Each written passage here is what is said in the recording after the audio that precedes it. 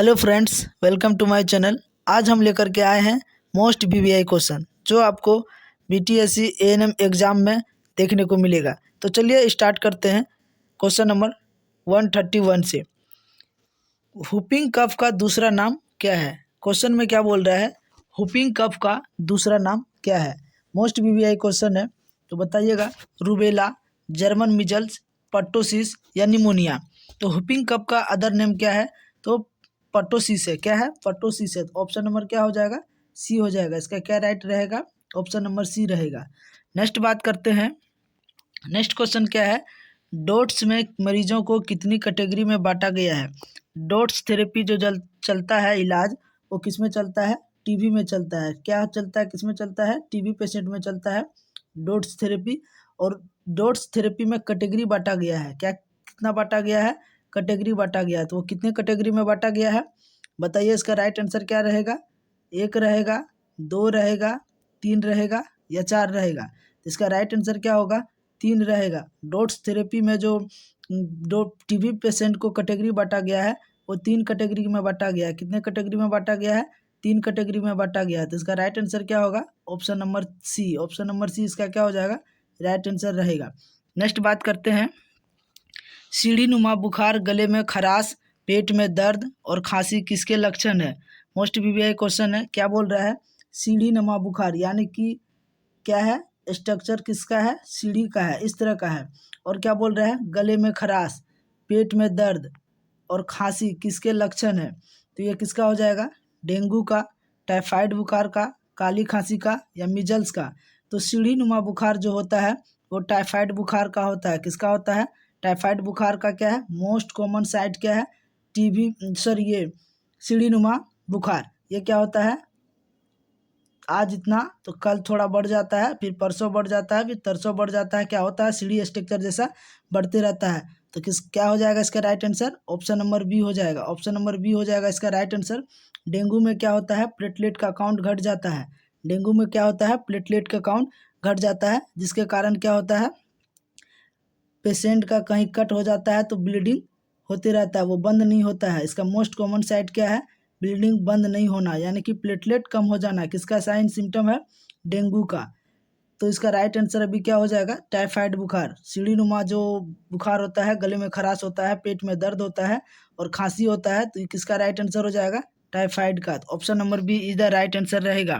Next बात करते हैं। ट्रेकोमा शरीर के किस अंग की संक्रामक बीमारी है? ट्रेकोमा जो है वो किससे रिलेटेड है? ट्रेकोमा आई से रिलेटेड है। किससे रिलेटेड है? आई से रिलेटेड है।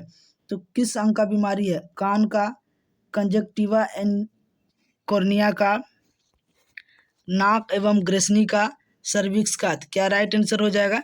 ट्रेकोमा जैसे वर्ड आ रहा है तो समझिए किसका? आई का हो जाएगा, यानी कि कंजक्टिवा एंड कॉर्निया का। किसका हो जाएगा? कंजक्टिवा एवं कॉर्निया का। जिसका राइट आंसर क्या हो जाएगा? ऑप्शन नंबर बी रहेगा। नेक्स्ट बात करते हैं। निम्नलिखित में से किस बीमारी में पैरोटिड ग्लैंड बड़ी और टेंडरनेट हो जाती है? पैरोटिड ग्लैंड जो क्या होती है? बड़ी हो जाती है, इनलार्जमेंट हो जाता है, यानी कि पैरोटिड ग्लैंड का साइज इतना रहता है। और जब कोई डिजीज हो जाता है तो पैरोटिड ग्लैंड का साइज क्या होता है? बढ़ जाता है। और क्या होता है? टेंडरनेट हो जाता है, यानी कि कड़ा हो जाता है। किसमें होता है? मिजल्स में, मम्स में, रूबेला में या चिकन फॉक्स में? इसका राइट आंसर क्या रहेगा? तो इसका राइट आंसर जो रहेगा वो क्या हो जाएगा? मम्स में। मम्स में क्या होता है? पैरोटिड ग्लैंड बड़ी हो जाती है और टेंडरनेट हो जाती है। तो इसका राइट आंसर हो जाएगा option number B. Option number B इसका राइट आंसर रहेगा। नेक्स्ट बात करते हैं। सामान्यतः ट्यूबरकुलोसिस किस आयु समूह की बीमारी है? मोस्ट वीवीआई क्वेश्चन है। क्या बोल रहा है? ट्यूबरकुलोसिस। ट्यूबरकुलोसिस किसका कोलेस्ट्रॉल ऑर्गेनिज्म का है? तो टीबी का है। ये भी आपको ध्यान में रखना है कि ये किसका बीमारी है? टीबी का है। तो टीबी किस आयु समूह में होता है? चाइल्डहुड में, इन्फेंसी में, ओल्ड एज में या एक और ऑप्शन क्या है? ऑल में है, यानी कि सभी उम्र के लोगों में। तो टीबी जो होता है मोस्टली किस में होता है? सभी उम्र के लोग में होता है। जिसका राइट आंसर क्या हो जाएगा? All of the above. All of the above यानी कि सभी में। किस में हो जाएगा? सभी में हो जाएगा। तो ऑप्शन नंबर क्या हो जाएगा? डी इसका क्या होगा? राइट आंसर रहेगा। Option number D. Option number D इसका राइट आंसर रहेगा। नेक्स्ट बात करते हैं। डोट्स की कैटेगरी फर्स्ट में कौन सी मरीज आते हैं? मोस्ट बीबीआई क्वेश्चन है, डॉट्स का जो थेरेपी चलता है वो किस में चलता है? तो टीबी में चलता है। किस में चलता है? टीबी में चलता है। और वो क्या है? फर्स्ट कैटेगरी कौन से मरीज में, फर्स्ट कैटेगरी में कौन सा मरीज आते हैं? जो new sputum smear positive case, यानी कि जो क्या करते हैं, पहला बार स्पुटम देते हैं, खखार को जांच करने के लिए देते हैं और उसका केस क्या आता है? पॉजिटिव आता है, उसको रखते हैं। या रिप्लेस केस को, या जो पहले टीबी ठीक हो गया था लेकिन कुछ अंश उसका बाकी रह गया था, उसको क्या क्या है? स्पुटम स्मीयर निगेटिव, जिसका स्पुटम जांच क्या है? निगेटिव आया है, उसको रखेंगे। या फिर एक क्या है? ऑल को। तो इसमें राइट आंसर क्या हो जाएगा? फर्स्ट कैटेगरी में किसको रखते हैं? तो फर्स्ट कैटेगरी में डॉट्स का फर्स्ट कैटेगरी में रखते हैं new sputum smear positive case को। उसमें क्या होता है कि जब पेशेंट आता है अपना जांच करवाना, इन्वेस्टिगेशन करवाना, तो उसमें उसका क्या करते हैं? मोस्ट कॉमन उसका साइट क्या है कि डॉट्स टीबी का पेशेंट में क्या होता है कि बलगम के साथ ब्लड देखने को मिलता है, तो उसका क्या करते हैं? खखार को जांच करते हैं, खखार स्पुटम को जांच करते हैं। तो जांच करने में क्या आ रहा है? पॉजिटिव केस आ रहा है, तो उसको क्या करेंगे? फर्स्ट कैटेगरी में रखेंगे। तो इसका राइट आंसर क्या हो जाएगा? Option number A. Option number A is the right answer रहेगा।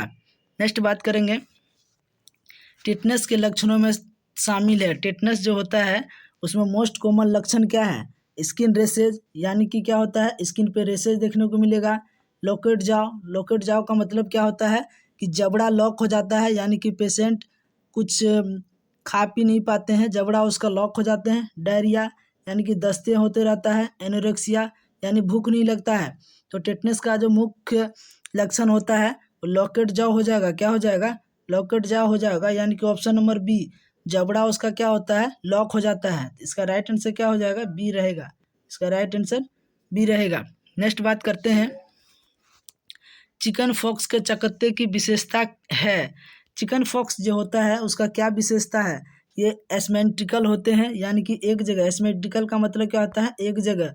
इनका उद्भवन बहुत तेजी से फैलता है, यानी कि इसका क्या होता है? यानी कि एक आज हुआ तो धीरे धीरे क्या करते हैं? बढ़ने लगते हैं।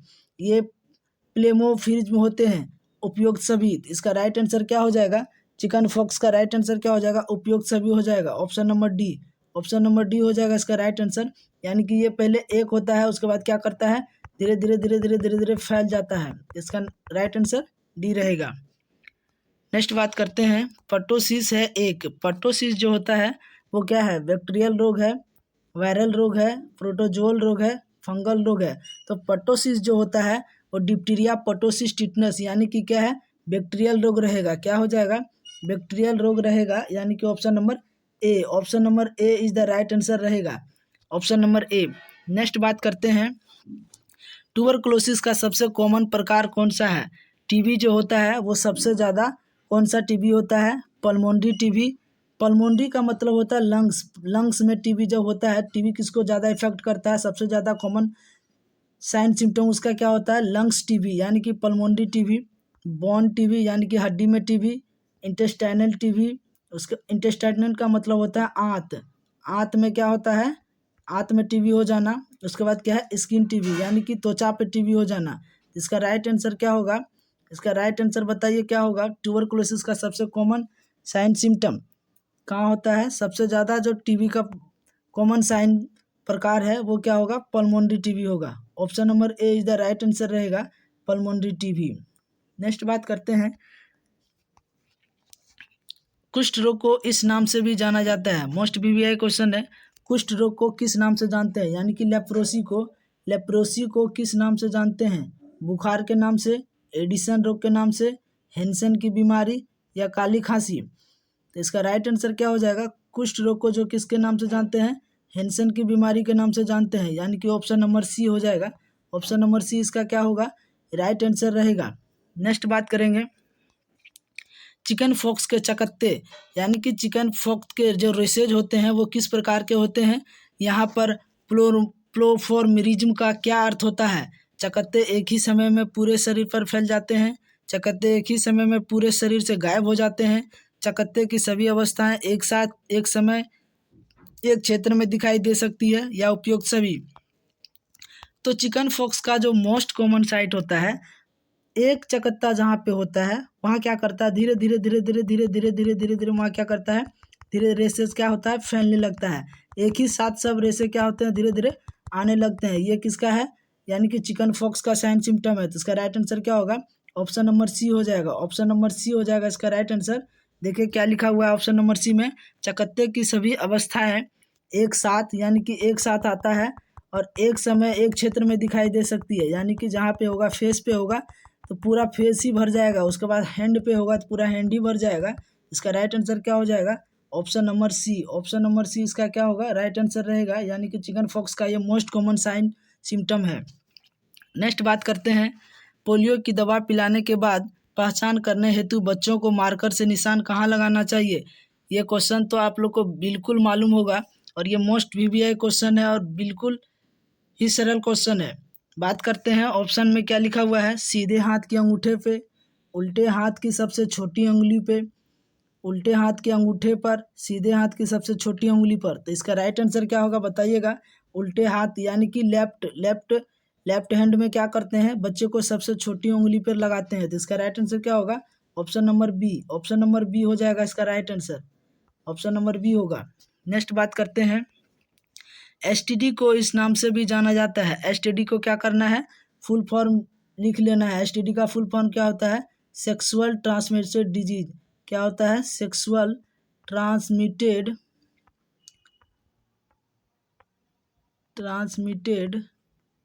डिजीज, यानी कि यौन संचारित रोग। क्या होगा, यौन संचारित रोग। तो क्या, संक्रामक रोग, वेनेरियल रोग, जीवाणु जनित रोग, वायरल रोग। तो एसटीडी जो होता है उसको क्या करते हैं, वेनेरियल रोग के नाम से जानते हैं। तो इसका राइट आंसर क्या होगा, option number B. Option number B इसका क्या हो जाएगा, राइट आंसर रहेगा। नेक्स्ट बात करते हैं, राष्ट्रीय फलेरिया नियंत्रण कार्यक्रम कब प्रारंभ किया गया था। ये मोस्ट वीवीआई क्वेश्चन है। फलेरिया कब नियंत्रण किया गया था, उसका कार्यक्रम जो है कब स्टार्ट किया गया था। इसका राइट आंसर क्या होगा, फलेरिया जो स्टार्ट किया था वो 1955 में किया था। कब किया था, 1955 में। और मलेरिया का जो नियंत्रण कार्यक्रम चलाया गया था वो 1958 में। 1958 में किसका किया था, मलेरिया का। ये क्या हो जाएगा, मलेरिया का 1958 हो जाएगा। अब फलेरिया का क्या हो जाएगा, 1955। ये आपको क्या करना है, याद रखना है। ये मोस्ट वीवीआई क्वेश्चन है, हो सकता है एग्जाम में आ जाए। इसका राइट आंसर क्या होगा, ऑप्शन नंबर डी। क्या पूछ रहा है, फलेरिया का, तो ऑप्शन नंबर डी हो जाएगा। नेक्स्ट बात करते हैं, राष्ट्रीय मलेरिया नियंत्रण कार्यक्रम को किस वर्ष राष्ट्रीय मलेरिया उन्मूलन कार्यक्रम में परिवर्तित किया गया था। देखिए मोस्ट वीवीआई क्वेश्चन है। अभी मैंने जस्ट बात किए थे मलेरिया कार्यक्रम कब किया गया था, तो 1958 में। और फलेरिया कब किया गया था, 1955 में। तो इसमें क्वेश्चन मलेरिया का बात कर रहा है, तो इसका राइट आंसर हो जाएगा ऑप्शन नंबर ए, यानी कि 1958। और फलेरिया का कब हो जाएगा, तो 1955। ये हो जाएगा फाइलेरिया का और ये हो जाएगा मलेरिया का। तो बात, इसका राइट आंसर क्या होगा, ऑप्शन नंबर ए। नेक्स्ट बात करते हैं, इन्फ्लुएंजा है एक। इन्फ्लुएंजा जो है वो क्या है, रेस्पिरेटरी डिजीज है, यानी कि रेस्पिरेटरी ट्रैक्ट इन्फेक्शन, यानी कि श्वसन मार्ग का इन्फेक्शन है। यूरिनरी ट्रैक्ट इन्फेक्शन है। उसके बाद क्या है, न्यूरोलॉजिकल इन्फेक्शन है। उसके बाद क्या लिखा हुआ है, पेनक्रियाटिस इन्फेक्शन है।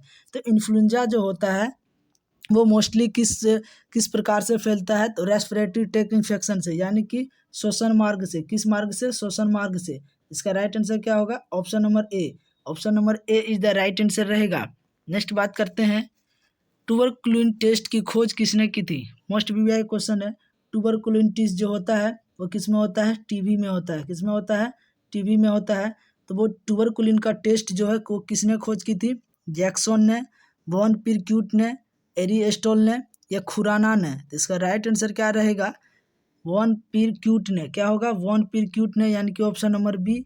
ऑप्शन नंबर बी इसका राइट आंसर रहेगा। नेक्स्ट बात करते हैं, अगला क्वेश्चन क्या है, एड्स का पॉजिटिव ऑर्गेनिज्म क्या है। मोस्ट वीवीआई क्वेश्चन है। एड्स का पॉजिटिव ऑर्गेनिज्म क्या है, तो HIV हो जाएगा। क्या हो जाएगा, HIV हो जाएगा। HIV इसका क्या है, एड्स का पॉजिटिव ऑर्गेनिज्म है। मिक्सो वायरस क्या हो जाएगा, तो मिक्सो वायरस का क्या होगा, मीजल्स होगा। क्या हो जाएगा, मीजल्स। इसका क्या होगा, मीजल्स। उसके बाद क्या है, वेरियोला वायरस। वेरियोला वायरस का क्या होगा, तो इसका होगा स्मॉल फॉक्स। क्या हो जाएगा, स्मॉल फॉक्स। Small fox. और वेरिसोला जोस्टर का क्या होगा? चिकन फॉक्स, इसका क्या हो जाएगा? Chicken fox.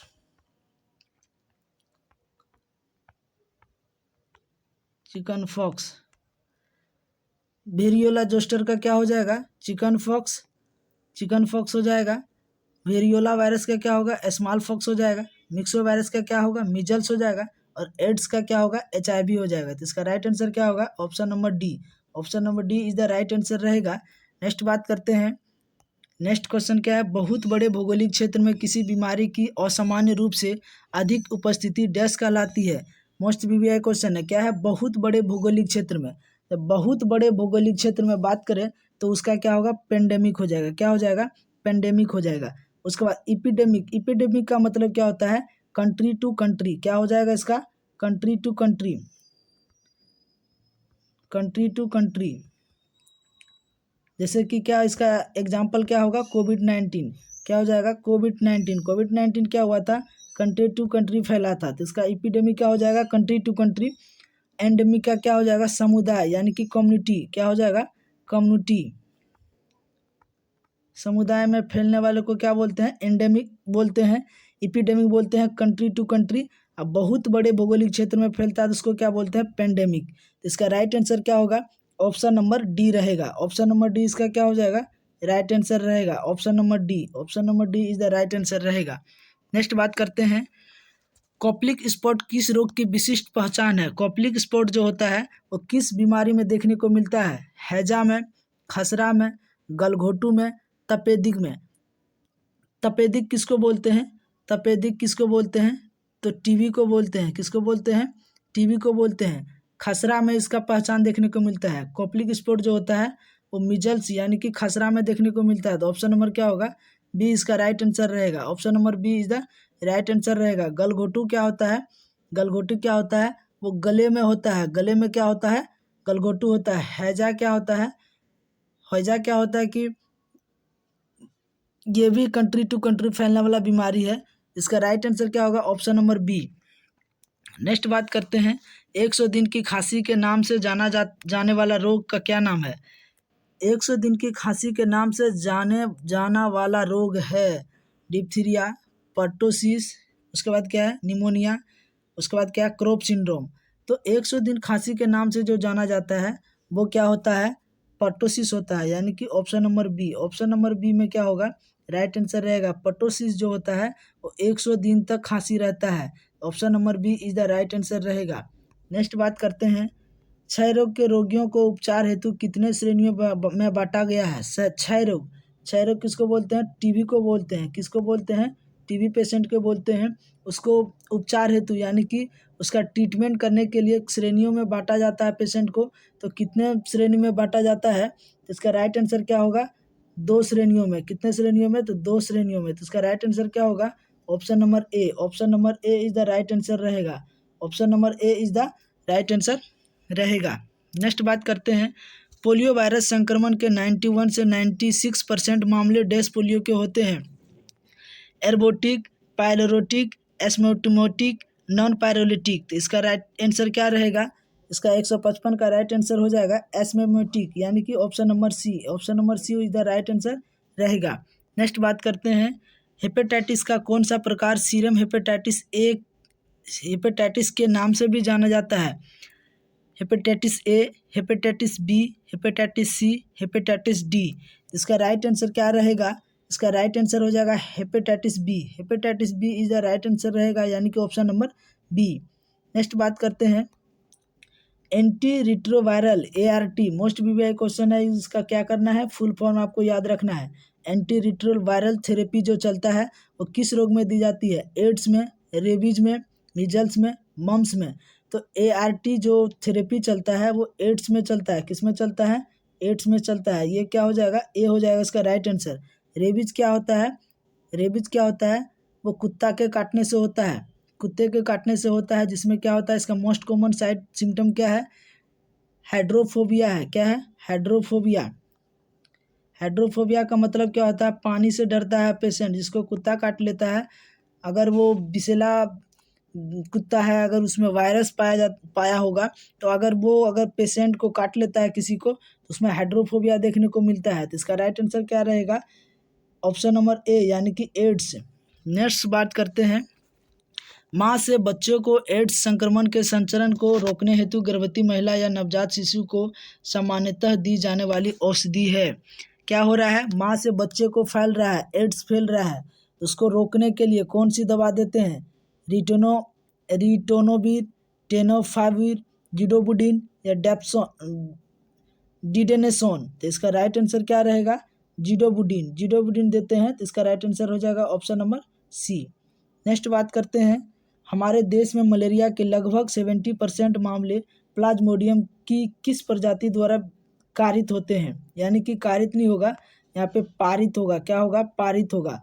P vivax, P Oval, P malaria या क्या है? पी फाइलेरियम लिखा है ना? हाँ, इसका राइट आंसर क्या रहेगा? इसका राइट आंसर हो जाएगा पी विवेक्स। क्या हो जाएगा? 70 to 80% जो मामला मलेरिया का होता है वो पी वाइवेक्स का होता है। तो option number A is the right answer रहेगा, पी वाइवेक्स। लास्ट क्वेश्चन बात करते हैं, मलेरिया के परजीवी डैश अवस्था में मनुष्य में प्रवेश करते हैं। मलेरिया के परजीवी डैश अवस्था में मनुष्य में प्रवेश करते हैं, क्या है? इसका राइट आंसर क्या रहेगा? तो इसका राइट आंसर जो रहेगा वो ऑप्शन नंबर बी यानी कि एस्पेरोजाइट। किसके द्वारा? एस्पेरोजाइट के द्वारा क्या करते हैं? मनुष्य में एंट्री करते हैं। इसका राइट आंसर क्या रहेगा? ऑप्शन नंबर बी रहेगा।